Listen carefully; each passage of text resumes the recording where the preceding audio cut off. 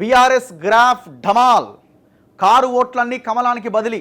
5 సంవత్సరాల్లో 47% నుంచి 17% దిగజారిపోయిన BRS vote share. అసెంబ్లీతో పోలిస్తే లోక్సభ ఎన్నికల్లో భారీగా క్రాస్ ఓటింగ్. 6 నెలల గ్యాప్లో 20% కారు ఓట్లకు గండి. మళ్ళా ఈయన ప్రచారం చేయలేదా? పెద్ద ఎత్తున ప్రచారం చేసిండు, రోడ్ షోలు చేసిండు. మందినంతా జనాలంతా తీసుకొచ్చి చూసిరా జనమని అన్నాడు. ఎన్ని మాట్లాడాలనో, ఎన్ని చేయాలనో, ఎంత డబ్బులు పంచాలనో అన్ని రకాల వ్యవహారాలు చేసిండు. అయినా కూడా 20% మంది ఎన్నడైనాయండి ఎలక్షన్స్? 2023 డిసెంబర్లో ఎలక్షన్స్ అయినాయి. 5 నెలల కాలంలోనే 20% మంది బీఆర్ఎస్కి ఓటేసిన 20% మంది కాంగ్రెస్ బీజేపీకి ఓటేసారు. కథం. ఎందుకు ఈ సిచ్యువేషన్ వచ్చింది బీఆర్ఎస్కి? పోనీ మీకు ఏమన్నా ఎమ్మెల్యే ఎలక్షన్లో తక్కువ సీట్లు ఏం రాలేదు. మీకు 39 స్థానాలు వచ్చినాయి. మీకు 39 సీట్స్ గౌరవప్రదమైన సీట్లు మీకు ఇచ్చిరు. తెలంగాణ ప్రజలు గౌరవప్రదమైన సీట్లే ఇచ్చిరు. అధికారానికి దగ్గరగా ఉన్న అధికారంలో కాంగ్రెస్ వచ్చినా మీకు వాళ్ళకు మధ్య ఓట్ షేర్ 1.8%. 1.8 అటు ఇటు సబ్జెక్ట్ టు కరెక్షన్. 39 స్థానాల గౌరవప్రదమైన స్కోర్ ఇచ్చిన తర్వాత కూడా మీరు కనీసం ఒక 5 స్థానాలు, కనీసం ఒక్క స్థానం కూడా గెలుచుకోలేని పరిస్థితి ఎందుకు వచ్చింది? దానికి ఏం ఆన్సర్ చెప్తారు మీరు? మీ నోటి దూల, మీ అహంకారము. ప్రజలే తప్పు చేసిర్రు, మేమేం తప్పు చేయలేదు, ప్రజలు మోసం చేసిర్రు మాకు ఓట్లేసే విషయంలో అని మీరు ఏ వాదనైతే మీరు ఎత్తుకున్నారో, మీరు కానీ మీ కొడుకు కానీ మీరు ఎత్తుకున్నారో అది మీకు ఇదైపోయింది. అంటే ఓడిపోయిన తర్వాత కూడా వీళ్ళ అహంకారం తగ్గలేదని ప్రజలు ఒక అంగీకారానికి వచ్చారు. అప్పుడు దారుణమైన ఓటమి మీకు ఇచ్చారు. ఆ ఓట్లన్నీ మల్లడంతో బీజేపీకి పెరిగిన ఎంపీ సీట్లు 14% నుంచి 35% ఎగబాకిన కమలం పార్టీ. 5 సంవత్సరాల్లో కాంగ్రెస్కు పెరిగిన ఓట్ షేర్, ఓట్ల శాతం ఎట్లున్నది? 2018 అసెంబ్లీ ఎలక్షన్స్లో 46.87% ఓట్లు బీఆర్ఎస్కి వచ్చినాయి. ఆనాడు కమలం పార్టీ ఓట్ బ్యాంక్ ఎంత అసెంబ్లీ ఎలక్షన్లో? ఎప్పుడు ఇది? 2018లో 6.98% మాత్రమే. కాంగ్రెస్కి ఆనాడు ఎన్ని వచ్చినాయి? 28.43% ఓట్లు వచ్చినాయి. ఇది ఎప్పుడు? 2014లో. 2018లో ఇప్పుడు ఈయనకి ఎన్ని సీట్లు వచ్చినాయి? అప్పుడు 9 వచ్చినాయి. ఎవరికి? 80 పైన సీట్లు వచ్చినాయి. ఎవరికి? కేసీఆర్కి. ఇక్కడ బీజేపీకి ఎన్ని వచ్చినాయి? 1 వచ్చింది. కాంగ్రెస్కి ఎన్నో తక్కువనే వచ్చినాయి. కాంగ్రెస్కి కూడా చాలా తక్కువ వచ్చినాయి. 2019 పార్లమెంట్ విషయానికి వద్దాం. పార్లమెంట్లో 46 నుంచి 41.21% పడిపోయిండు. కారు సారు 16 ఏదేదో సర్కార్ అన్నాడు, బొక్కబోర్లా పడ్డాడు. 9 సీట్లు వచ్చినాయి. బీజేపీకి 4 వచ్చినాయి, కాంగ్రెస్కి 3 వచ్చినాయి. అప్పుడు బీజేపీ ఓట్ షేర్ 6.98 నుంచి 19.45% వాళ్ళు పెంచుకోగలిగారు. 28.43 నుంచి 29.48% కాంగ్రెస్ ఓట్ షేర్ ఒక 1% పెరిగింది. బీఆర్ఎస్ ఆనాడు తగ్గింది. నెక్స్ట్ అహంకారం. ఇదంతా ఇదెందుకు? క్యాబినెట్ విస్తరించకుండా నేనే తోపు, నేను ఒక్కడిని ఉంటున్నాయి, రాష్ట్రాన్ని ఒక్కడిని చాలు, మంత్రులు ఎందుకని క్యాబినెట్ విస్తరించలే. అహంకారం పెరిగింది. తొక్కుడు తొక్కితే 9 సీట్లకు పడిపోయిండు. నెక్స్ట్ 2023 అసెంబ్లీ చూడండి, 37.62% ఓట్లు వచ్చినాయి. ఎప్పుడు? మొన్న అసెంబ్లీ ఎలక్షన్స్లో. కాంగ్రెస్కి ఎంత వచ్చినాయి? 39.69 వచ్చినాయి. వీళ్ళకి 39 సీట్లు వచ్చినాయి, వీళ్ళకి 64 సీట్లు వచ్చినాయి. బీజేపీకి 8 సీట్లు వచ్చిన బీజేపీ 13.90 సీట్లు సాధించి ఓట్ షేర్ సాధించింది మొన్న ఎలక్షన్స్లో. కట్ చేస్తే 37.62% ఉన్న బీఆర్ఎస్ నిన్న వచ్చిన రిజల్ట్స్లో 16.68%కి పడిపోయింది. అంటే దాదాపు 20% ఓట్ బ్యాంక్ కోల్పోయింది. ఈ 20% ఓట్ బ్యాంక్ ఎక్కడ పోయింది? ఈ 20% ఓట్ బ్యాంకు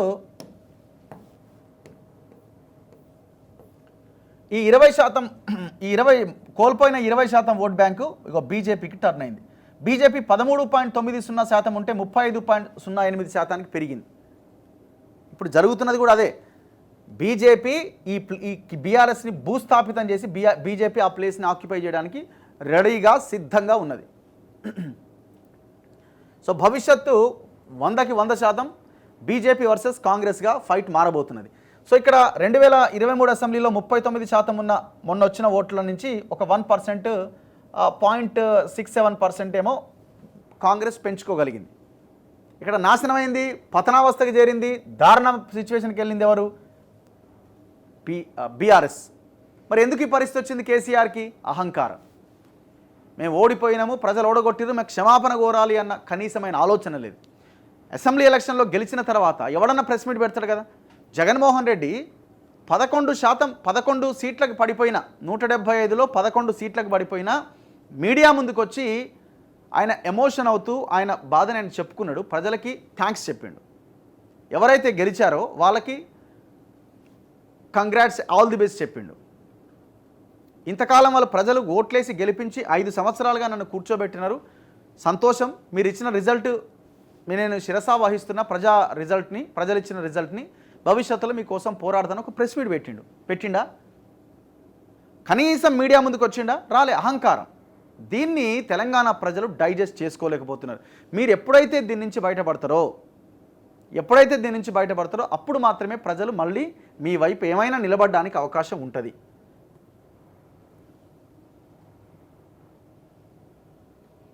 సో ఇట్లా ఏ లెక్కన చూసినా సారు ఓటు బ్యాంకు చాలా దారుణమైన సిచ్యువేషన్లోకి వెళ్ళిపోయింది. ఇది కేసీఆర్ పరిస్థితి. దాదాపు 8 చోట్ల డిపాజిట్ కోల్పోయింది పార్టీ. ఇప్పటికైనా బుద్ధి తెచ్చుకోండి, మీ కార్యకర్తలని పరిగణలోకి తీసుకోండి. ఇప్పుడు మీరు ఏ పార్లమెంట్ రివ్యూ మీటింగ్ పెట్టినా కేటీఆర్ ప్రతి దాంట్లో క్వశ్చన్ చేసిరు. అసలు మమ్మల్ని ఎవడన్నా గలవరిచ్చిరా, మా ఆలోచనలు ఏమైనా పరిగణలోకి తీసుకున్నారా అని కార్యకర్తలు, కింది స్థాయి లీడర్లు ప్రతి మీటింగ్లో క్వశ్చన్ చేసిరు మిమ్మల్ని. వాళ్ళ క్వశ్చన్ ఏమైనా పరిగణలోకి తీసుకున్నారా? అదే అహంకారం. ఏమైనా పైసలు పెడితే మనం గెలవచ్చు, ఏమైంది? 12 నుంచి 13 స్థానాలు వస్తాయి మాకు. ఎవరు? కేసీఆర్ మాట. అవసరమైతే నేను ప్రధాని కావచ్చు, మాదే కీరోల్, సంకీర్ణ ప్రభుత్వం రాబోతున్నది, మాదే కీరోల్. ఎంత దారుణమైన సిచ్యువేషన్కి వీళ్ళు వెళ్ళిరంటే, మెదక్ పార్లమెంట్ నియోజకవర్గంలో సిద్దిపేట, గజ్వేల్ 2 నియోజకవర్గాలు ఉన్నాయి, లోక్సభ అసెంబ్లీ నియోజకవర్గాలు. రెండింటిలో గతంలో వచ్చిన మెజారిటీ, భారీ మెజారిటీ కోల్పోయారు. హరీష్ రావు ఇంత మాట్లాడుతున్నాడు, 80,000 మెజారిటీ వచ్చింది అసెంబ్లీ ఎలక్షన్స్లో. మరి మీ నియోజకవర్గంలో అయినా మీ మెజారిటీ నిలుపుకోవాలి కదా, మీరు పెద్ద లీడర్లు కదా. మిగతా నియోజకవర్గాలు వదిలేయండి, మిగతా 16 నియోజకవర్గాలు వదిలేయండి. మెదక్లో ఉన్న సిద్దిపేటలో 80,000 ఉన్న మెజారిటీ 33,000 ఎందుకు పడిపోయింది? గజ్వేల్లో గతంలో 30,000 మెజారిటీ, ఆ పైన వచ్చిన కేసీఆర్ మెజారిటీ ఎందుకు పడిపోయింది? ఆన్సర్ చేయండి దీనికి. సిరిసిల్ల, కరీంనగర్ పార్లమెంట్ పరిధి కేటీఆర్ 50,000 మెజారిటీ ఎంత వచ్చిందో, 30,000 35,000 ఎంత వచ్చింది కదా, ఆ మెజారిటీ ఎందుకు పడిపోయింది? ఎందుకు అక్కడ బీజేపీకి లీడ్ వచ్చింది? సంజయ్కి ఎందుకు ఓట్లేసిర్రు? ఆత్మపరిశీలన చేసుకోండి మీరు, మీ పార్టీ. మిగతా ఎన్నో వదిలేయండి. మీ ముగ్గురున్న నియోజకవర్గాల్లో మీకు ఈ సిచ్యువేషన్ ఎందుకు వచ్చింది? 2014లో ఎంపీగా పోటీ చేసిన కవిత ఎంపీగా గెలిచింది నిజామాబాద్లో. మీకు వచ్చిన ఓట్లు ఎంత? 1,00,000 ఓట్లు కూడా రాలేము. ఇక్కడ 70,000 80,000 ఓట్లు వచ్చినట్టున్నాయి అటు ఇటుగా. మరేమో లాస్ట్ వరకు ఏమైనా రౌండ్స్ కంప్లీట్ అయ్యేసరికి 1,00,000 ఓట్లు ఆ పైన పెరిగినాయేమో. మీకు మొత్తం పడ్డ ఓట్లే అవి. మరి ఎందుకు ఈ సిచ్యువేషన్ వచ్చింది?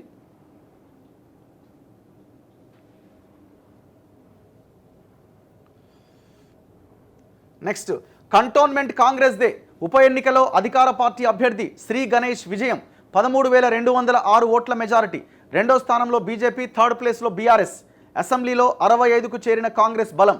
సో ఒక నెంబర్ పెరిగింది, బీఆర్ఎస్కి ఒక నెంబర్ తగ్గింది, 39-38 అయింది. లాస్య నందిత ఆమె యాక్సిడెంట్లో చనిపోవడంతో వచ్చిన ఉప ఎన్నిక ఇది. అక్కడ ఎన్నిక అనివార్యమైంది. ఆమె సోదరికే మళ్ళీ టికెట్ ఇచ్చారు, కానీ సెకండ్ టైం సెంటిమెంట్ వర్కౌట్ కాలేదు. బీఆర్ఎస్ ఇక్కడ అధికారంలో లేదు కాబట్టి ఎందుకు అనవసరంగా అని ప్రజలు భావించారు. సర్వీస్ చేసిన శ్రీ గణేష్ ఆయన బీజేపీలో గతంలో పోటీ చేసిండు. అక్కడ ఉన్న కొంతమంది లీడర్ల వల్ల ఆయన ఓడిపోయిండు. అక్కడ లోకల్గా ఉన్న లీడర్ల వల్ల, బీజేపీ లీడర్ల వల్ల ఆయన కాంగ్రెస్ టికెట్ ఇచ్చి ఆయన దాదాపు 13,000 ఓట్ల మెజార్టీతో ఆయన గెలవడం జరిగింది.